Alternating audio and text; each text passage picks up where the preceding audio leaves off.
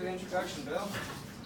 Well, like Bill said, my name is Nick Johnson, and about 19 years ago I was a camper, and I had that third bunk up there on the right. I was a camper here for 2 years and a counselor for 1, and this place really lit a fire for me to get into hunting, and I really took to waterfowl hunting, something about birds coming into decoys. So after I left this place, I focused a lot on duck and goose calling, and I did a lot of duck and goose calling contests when I was your age, like youth contests, and then eventually intermediate contests, and then world championships type stuff when I became an adult. So that kind of led me down a life of waterfowl hunting. I guide waterfowl hunters all across the country, from Oklahoma, Minnesota, South Dakota. I've been able to be employed and get paid to hunt, and say that's a pretty awesome thing for anybody to get a little extra money on the side. And it all started here, and it all started because of duck and goose calling. So I came around to teach you guys just the basics about how to get involved with duck calling and goose calling you do next year with me. Wait for you guys to become another year advanced campers. And we are going to pass out some duck calls and some instructions about how to use them. And this is going to be mostly an informational type seminar. And I'm going to give you guys a lot of information about how to learn how to duck call and why we do the duck calls we do in the field and how it's going to help you kill more birds. So first thing I'm going to have everybody do is start a line right here, and I want you to grab a slip of paper, a duck call. Now nobody blow a duck call until I tell them to. That's super important. Alright, grab any duck call you want. It comes with a free DVD. There's a bunch of pink ones. That's to prevent your parents from stealing them. I just want the pink one. Grab a lanyard if you want.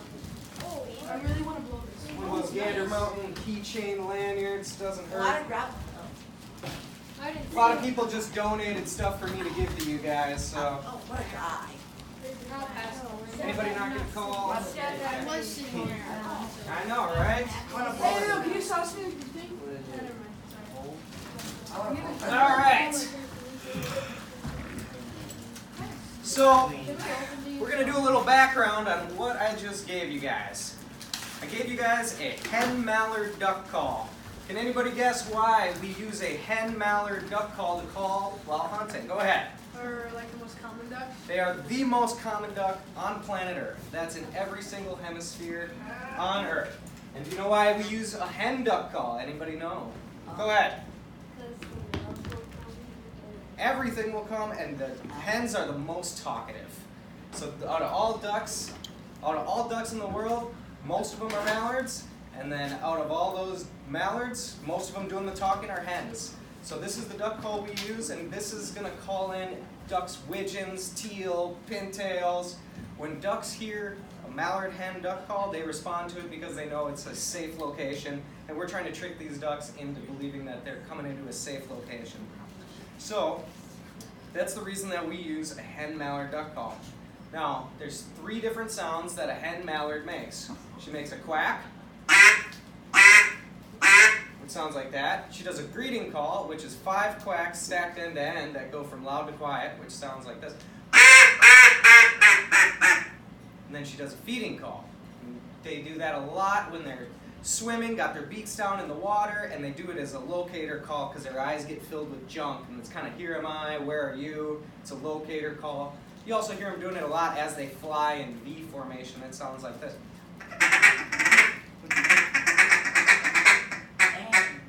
So that would be like a feeding call. So these instructions I've given you guys are just kind of the basics on how to make those 3 sounds. And we're going to start with the most basic thing of all, and that's how to hold the duck call. So everybody take the hand that you write with, whether you're right-handed or left-handed, and hold it out like you're stopping a car. Now this webbing right here in between your thumb and your forefinger is where you're going to set the insert of the call.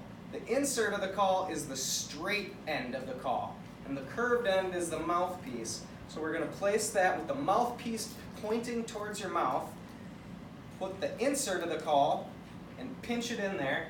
And this little band on the call should be on the side of your mouth as well. So make sure everybody's got that pinched in their hands right. Oh. I believe you have it backwards there. Give that a turn it around. And all right. So now what we're going to do is you're going to put your pointer finger and your thumb together and then curl these 3 fingers down. We call this the neutral C position. You want the sound basically just to get directed out in one direction, and we're controlling the sound and we're pointing it where we want to go. You'll see me doing a lot of hand stuff, but that's not necessary to make the call sound right. Next thing, now that we know how to hold the call, is we've got to know how to put it to our lips. So you're going to put this call to your lips like you're super thirsty, like you just got done playing basketball and you need a huge drink of water. So you're going to put that like a bottle of water in your mouth, just like you're taking a huge slug out of a bottle of water. So the point of that is to make sure that you're not pinching your lips. You're not restricting the airflow into the call. You don't want to have your lips pinched. You want to make sure your lips go all the way around the call. Next step is to know how to blow into the call, because when you blow into a duck call, you use something called hot air, not cold air. So if you go in the bathroom and you want to fog the mirror and draw a little smiley face on it, how would you do it? Hot air. You can't fog a mirror by just blowing on it like the mirror won't fog. To get the correct sound out of a duck and a goose call, what you use is hot air. So next thing is how to make a quack. Now that we know how to hold it, we know how to put it to our mouth, we know that hot air comes out of our lungs, not cold air. The first thing I'm going to teach you guys is how to do a quack. And I'm going to have you guys blow quacks after me, but wait till I tell you to do it. We'll do some back and forth. So a quack just sounds like this. And the way that we get that sound is by structuring the air by using a reference word. I like to use the reference word quit or wit, something like that. So that means you gotta quit, and your tongue hits the top of your mouth for the teeth on the end of the quit, and that stops your note. So that means we're putting the quack into a framework that's really easy to work with. So if we're all gonna pinch the call in between your thumb and forefinger, wrap your finger around a neutral C, you put it to your lips with like you're drinking a soda bottle, and then you hot air say quit. I'll do one, then you guys repeat. We'll do like 10 of them, how about? So 3, 2, 1.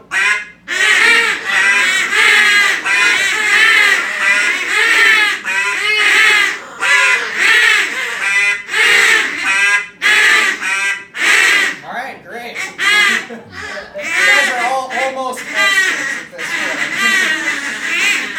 Okay. I can feel the tension in the room right now. Why don't you just take about 15 seconds and just go for it, guys? Just go.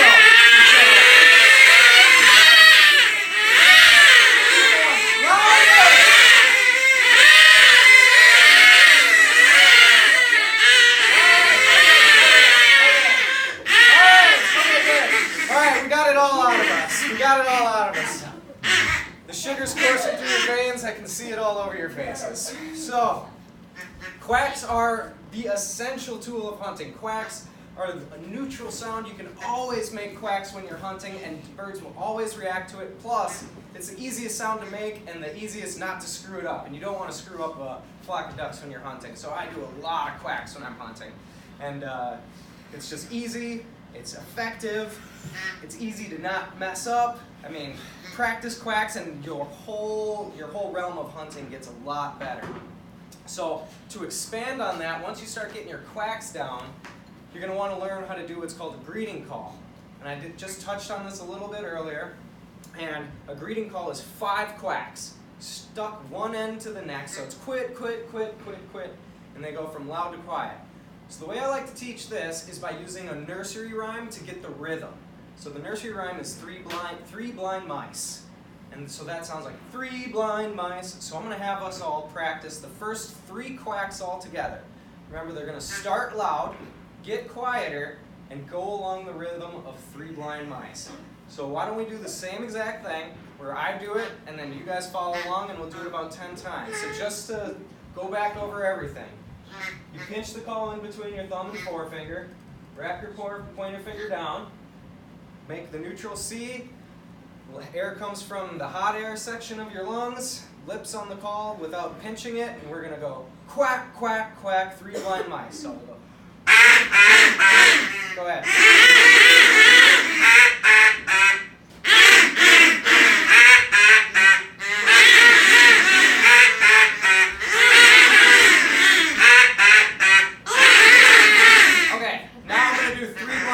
mice, quack, quack. So this completes the whole 5 quack sequence. We're going to go 3 blind mice, quack, quack. Sounds like. Go ahead.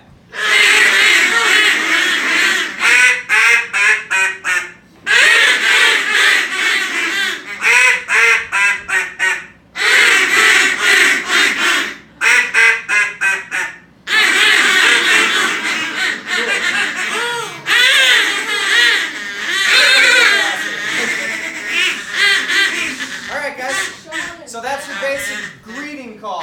Ducks are going to make that sound. You hear ducks doing that a lot right away in the morning. They do it when they're getting excited. They're doing it when they're getting into little girl fights down on the water. They do it all the time. And also it's a lot louder than like a quack or a feeding call. So we can use this call to really reach out and get the attention of faraway ducks. Now the next call that they do that we discussed was the feeding call. The feeding call, as I said earlier, sounds like. They do that a lot when they've got their faces down in the water or when they're flying in V formation. They do it to kind of keep track of where everybody is, so they're not bumping into one another. It's super effective when hunting because it's nice and quiet and won't reveal like where you're sitting. Like if you call at the ducks, they can kind of tell that's where it came from. If you need to stay quiet, you need to be concealed. Like this is a finishing call when birds are just about to do it. You just need to convince them a little bit more to come into the decoys. You might give them a little feeding call. So the reference word we use, we're still using hot air, but we're using a different reference word. And the reference word I use for the feeding call is tick-tock. So it's just like a clock. And we're going to start really slow together. So same thing, I want you guys to follow me. We're just going to do tick-tock. And same, I'll go through everything one more time. Thumb and forefinger, neutral C, hot air. Now I'll say tick-tock into the call, and then I want you guys to say tick-tock. So here it goes.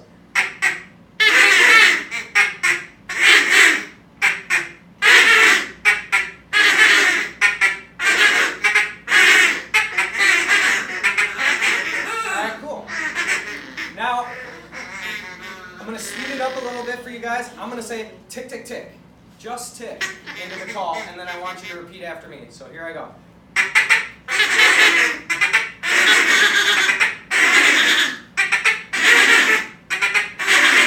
Great. Now we're gonna go. We'll just touch on this. I'll have you guys go tick, tick, tick, tock, tock, tock. So it's six notes, 3 ticks, 3 tocks. So it'll sound like this. I'll do it. You guys do it.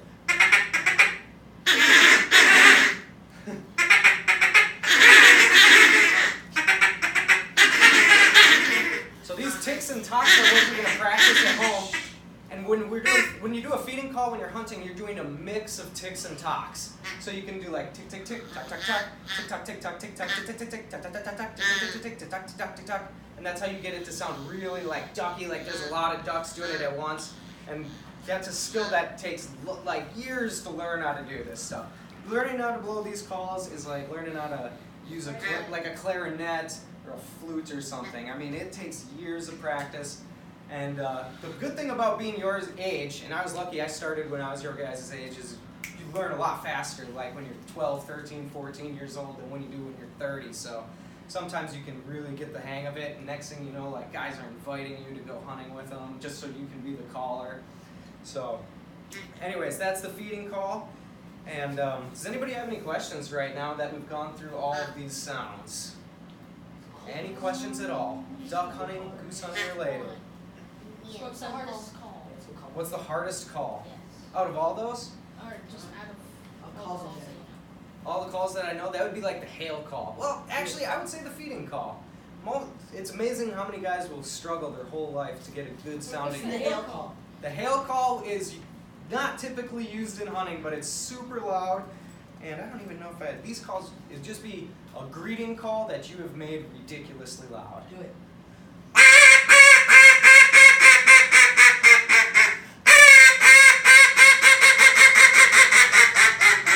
So you can tell you're going like 20 notes, 15 notes. It doesn't sound realistic, and it doesn't have to, because you use this call when the ducks are so far away. You're like, let's just see if we can get them to turn their heads. You know, like see if they can look this way, see the decoy spread, see the spinners. You know, something to attract them. You barely ever use it when you're hunting. So you do it a lot in like duck calling competitions. And duck calling competitions, we have we use calls that are so loud that'll make your ears ring. It's ridiculous. You wear your I do wear earplugs when I hunt, yeah. And not for the contest normally, because you got to be able to hear what kind of sounds you're making. And then next year you guys will learn how to do the goose calling, and those are, I have a couple of these are way harder to learn how to do, which is why we wait for your Here. Well, I'll do it for you guys. But these are way harder to learn. That's why we wait till you're at the advanced level camp to give you your free goose call. So next year we'll be going through some tones about how to make stuff sound like.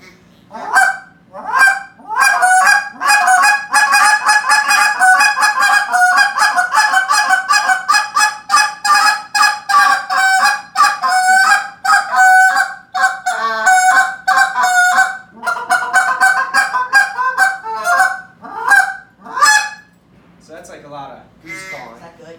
It's pretty good, yeah. So when it comes to like duck calling, I've been, since the camp and everything, I did all the contests. I've been ranked, I think I was ranked like the 6th or 7th best duck caller in the world at one point. Yep, that's it. I know, just a disappointment to my father, let me tell you. So much of it. So much disappointment. So anyways, the last thing I'm going to really touch on is like in a real hunting situation. You guys now know that mallard hens are the most common species of ducks. That's why we're using these calls.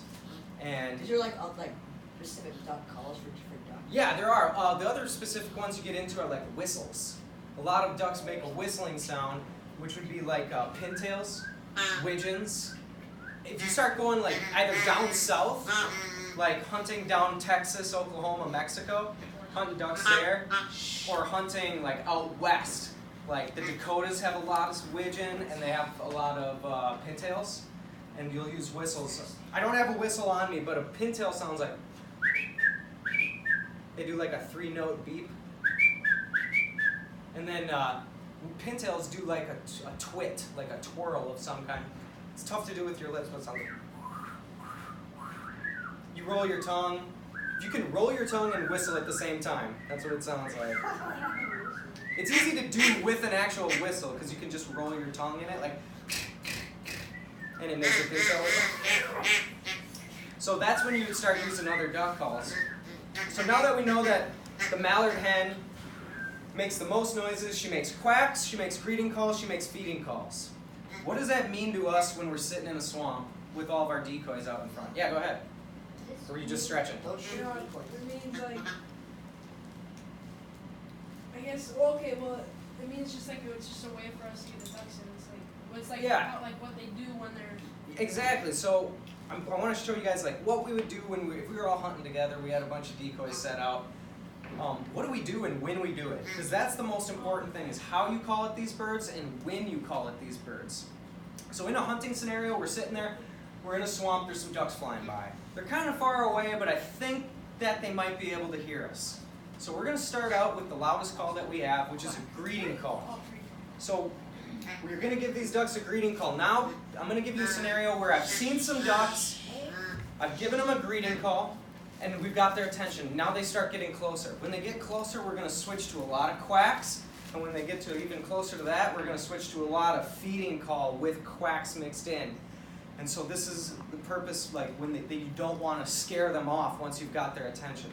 So if we're sitting there and you go, oh, there's a flock of ducks, here's how it would start going.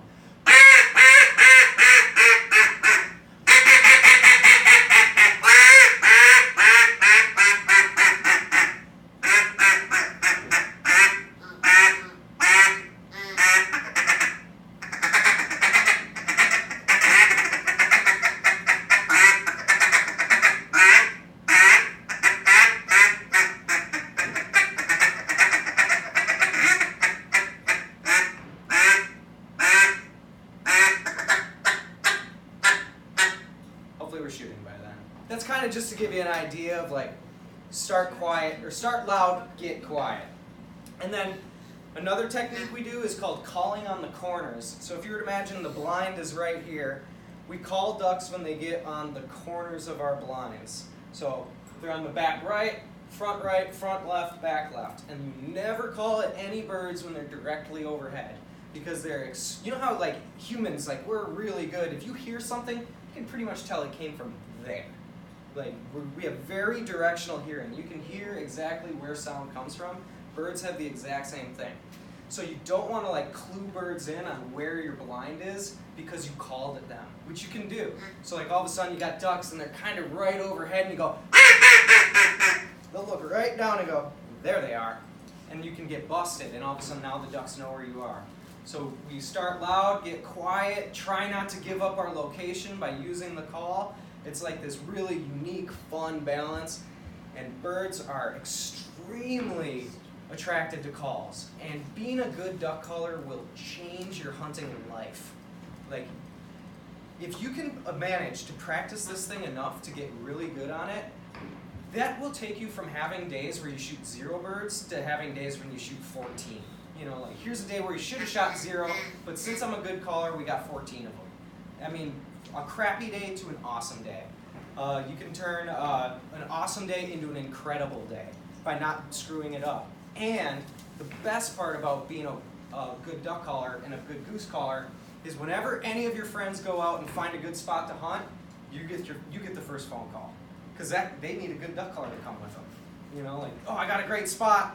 I'm going to call Nick so he can call our birds for us. Does that happen a lot? All the time. And then the next best thing is you can start calling, like if you graduate high school, you graduate college, and maybe you want a job just for the fall and the winter and the spring, start calling up guide services and outfitters and say, hey, I was wondering if you're looking for any help this fall for duck hunting. You know, I'm looking for a guide job. And the first question they're going to ask is, let me hear your duck call. And that you can get a job over the phone just by being a good duck caller. So it can lead down so many amazing paths. You don't have to be rich. Your parents don't have to own millions of dollars worth of awesome hunting land. You can get paid to do this stuff just because you practiced on this thing. So that was the path I took in life, and I've been on the best waterfowl hunts in the world just because I practiced my calls. Go ahead. Do you have a question? Oh, you're just holding your hand? All right. So that's like my spiel about like these things really, really tough to learn. And there's a lot of references out there too that I put some down here. Get on YouTube, start looking up like how-tos. Those are all right. There's a lot of dudes sitting in their mom's basement doing duck call instructionals, you know, you can get some information, but they're not great. Yeah, go ahead. I watched a video and Doug Dynasty said Yes. issues were 10 bear quacks. That's a good word too, 10. As long as you're like have a start and a finish, you know, like 10. That like quit, wit. I've heard people say they use the reference word quack. That works. Like find a reference word that works for you that makes it sound good. If you got local calling contests like game fair, those are great references to have. If anybody is living around like a sporting goods store that has like a waterfowl days expo, you know, come to Cabela's for our annual waterfowl days. There's going to be duck and goose call manufacturers set up with booths. You can ask them for one-on-one instruction right there at their booths. They are trapped. They can't go anywhere. They have to answer your questions. And You just say no. well, if they want to sell you a call, they better not. So there's a lot of people out there that are willing to help you learn. And there's a lot of good reference material out there. DVDs are awesome. There's a lot of great instructional DVDs. You guys got one in your packages today. There's more available out there, and there's just a lot of good stuff out there to learn, and it's really on you. I like to say practice like, it doesn't matter if you practice like an hour a day. Just try to practice frequently, you know, like 10 minutes a few times a week. Just stay fresh on it. If you're staying fresh, you're getting better. That's all there is to it. So that's kind of the spiel I had kind of prepared for you guys. And if you have any more questions or have questions about my bands or any cool hunting stories. The bands are, these are leg tags. Oh, from ducks. Ducks and geese. So the federal government goes around and they tag birds, and then they tag. They're rare to find. Yeah. So they tag birds. They put on where they banded it, how old it was when they banded. Now they can only tell if it's a baby or not a baby. So sometimes it just says banded as an adult in 2013, female, banded in Regina, Saskatchewan. Something like that is what you get on the certificates. So I've got a bunch of cool ones here. Like these ones have rivet bands. They come out of Winnipeg, Manitoba. I got this one off a cackling goose last year. That was a 9-year-old goose, female, banded as an adult, and that one was from like Hudson Bay, Canada, and I shot it in Oklahoma, almost all the way down by Texas. The colorful ones are all off racing pigeons, and that one was off a blue-winged teal. This one was off a mallard, and yeah, they're very rare and kind of prizes, you know. If you can get one, it's really great. And I actually go hunting, and a lot of times if I got enough goose meat in the freezer, I won't even shoot a goose unless it's banded. So sometimes you go hunting 4 or 5 times. Jeez, how do you tell? Banded. You land them and then look at them through binoculars. And then a lot of times we'll decoy birds, and like you'll decoy 100 or 150 geese, and you didn't shoot any. That's just the way it is, you know. I got enough goose burger in my fridge, so. What's that? Just get even more. Get even more goose burger? You don't want to waste Yeah, I don't want to waste them, you know, and then it costs money to get them processed. And You don't process your birds? oh, I process mine. Yeah, I get them usually into goose burger. I get goose and duck burger made, and I put it on everything, like goose spaghetti, goose burritos, goose burger and rice and Yum. beans. That's pretty much how I eat all of my geese. I love it. I don't love it, but it definitely works for a single bachelor dude like me. So, anybody else have any more questions? Thank you. Yeah, no problem. Enjoy your duck calls, Thank you. practice with them, and kill some birds. Have any of you guys killed any ducks? Have any of you guys killed a banded duck? You We liars. saw one. Where? Why don't you Saw shoot it? one of his friends, strawberry. Oh, nice. We missed it. I saw like 4 banded ones, but I missed them all. Yeah. Yeah, I mean, Me too. Me too. I feel like hundreds of them. I missed them. Yeah. All right, guys. Well, enjoy your duck calls and make sure to practice while your parents try to sleep. Thank you.